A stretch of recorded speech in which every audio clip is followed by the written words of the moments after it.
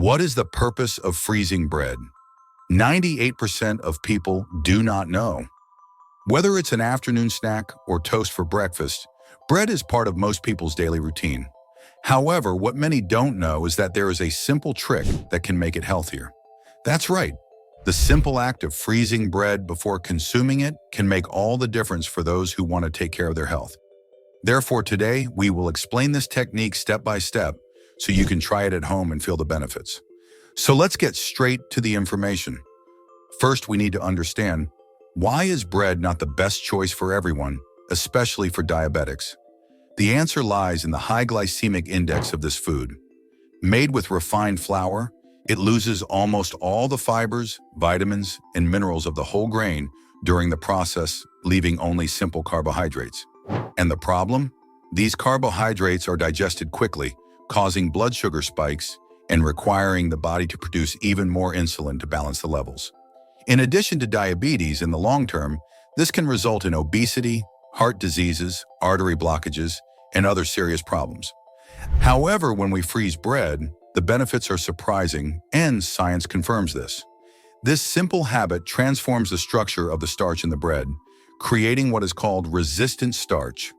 This change slows down digestion, allowing glucose to be released into the blood gradually, avoiding the dreaded glycemic spikes. Studies indicate that this practice can reduce glucose spikes by up to 39% compared to fresh bread.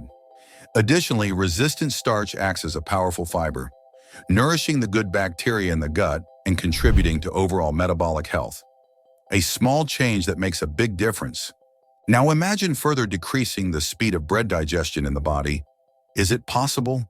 Yes, absolutely. To do this, simply toast the bread after thawing it. This process goes beyond making the bread crispier and tastier. The heat from toasting further reorganizes the starch molecules, making them less accessible to rapid digestion. This means that the bread will release glucose into the blood more slowly and gradually, helping to avoid those glycemic spikes that can overload the body. This combination of processes, which includes freezing and toasting, transforms bread into a smarter choice for those seeking balance and health, especially if you are over 50 years old and wish to maintain stable energy and good metabolic health. Now let's move to the practical part, how to correctly perform the bread freezing process. First, choose fresh bread and preferably already sliced, as this makes handling easier. Wrap the slices in plastic wrap or place them directly in freezer-safe bags, removing as much air as possible to prevent the formation of ice crystals or freezer burn. Store in the freezer for up to 3 months, ensuring that quality and taste are preserved during this period. Thawing can be done in various ways depending on convenience and available time. For even thawing, remove the bread from the freezer and let it rest at room temperature, still wrapped, for 1 to 2 hours. If you need it quickly, use the microwave. Place the slices on a plate, cover them with a slightly damp paper towel, and heat for 15 to 20 seconds, checking the texture to avoid drying out. Another option is to thaw in the oven, preheated to 352 degrees Fahrenheit, for about 10 to 15 minutes, allowing the bread to heat completely and regain its softness. Toasting is the final step and adds texture and flavor to the bread. For individual slices, the toaster is practical and efficient, making the bread golden and crispy in a few minutes. In the oven, preheat to 320 degrees Fahrenheit. Place the slices on a rack or baking sheet and toast for 5 to 10 minutes, turning halfway through to ensure even toasting. In a skillet, heat over medium heat and toast the slices for 1 to 2 minutes on each side. Serve immediately after toasting to enjoy the perfect texture and the benefits of resistant starch. See how simple it is? And the best part? It can be done with various types of bread, as long as they contain starch, such as whole wheat bread, sprouted grain bread, oat bread, whole rye bread, among others. And we have one more surprise for you who have followed along so far. The same freezing process that makes bread healthier can be applied to rice and potatoes, two foods that also tend to raise blood sugar levels quickly. Therefore, let's understand how to perform the procedure with each of these foods, starting with rice. To form resistant starch in rice, start by cooking it normally, whether white, brown, or parboiled rice, until it reaches the ideal texture.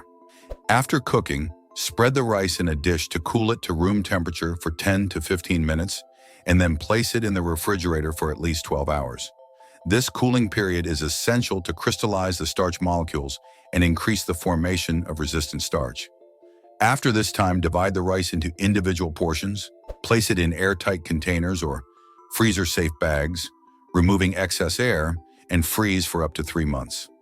To thaw, heat the rice directly in the microwave, covered with a damp paper towel in intervals of 1 to 2 minutes, or in a pot with a little water, stirring until it is hot and uniform. Another option is to use the oven, transferring the rice to a baking sheet lined with aluminum foil and heating at 352 degrees Fahrenheit for about 20 minutes. Consume immediately after heating to preserve the texture and benefits of resistant starch, avoiding refreezing thawed rice. Now let's move on to potatoes. To increase the formation of resistant starch in potatoes, start by cooking them normally, whether steamed, in water, or baked, until they are completely tender but not falling apart. After cooking, let the potatoes cool at room temperature for 10 to 15 minutes, and then place them in the refrigerator for at least 12 hours. After cooling, the potatoes can be eaten cold, added to salads, or frozen. To freeze, cut them into pieces or slices, place them in freezer-safe plastic bags or airtight containers, and freeze for up to 3 months. When thawing, heat them directly in the microwave or in the oven, preferably at 352 degrees Fahrenheit, until they are uniformly hot, or brown them in a skillet with a drizzle of olive oil. Consuming the potatoes immediately after heating ensures the preservation of texture and the benefits of resistant starch, avoids glycemic spikes, and provides a healthier alternative. Another important strategy for diabetics is to always consume proteins, fibers, and good fats in each meal. In other words, never consume carbohydrates alone. Proteins, such as those from eggs, fish, or legumes, act as natural brakes, slowing down the release of sugar into the blood. Fibers present in vegetables, fruits with skins, and whole grains function as a shield, creating a barrier that helps the body handle carbohydrates better. And good fats? Think of them as an extra reinforcement, prolonging digestion and providing energy in a balanced way, all while enjoying an avocado, olive oil, or some nuts. And what about taking a light walk after meals? This simple habit can be the key to keeping blood sugar levels under control. When you move, your muscles start to burn the sugar present in the blood as fuel, helping to reduce glucose levels quickly before they cause problems. It doesn't need to be anything strenuous. A 15 to 30-minute walk is enough, improving insulin sensitivity and helping your body use sugar better. Additionally, moving after meals promotes digestion, provides more energy, and protects your long-term health. Now that you know how small changes in food preparation and consumption can make a big difference, how about starting today? Whether it's freezing bread, rice, or potatoes, adjusting meal composition, or including a short walk after eating, these simple practices have the power to transform your relationship with food and your health.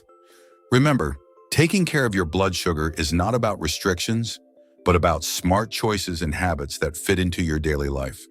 Friends, now I'm curious to know, did you already know that the simple act of freezing bread can make it healthier?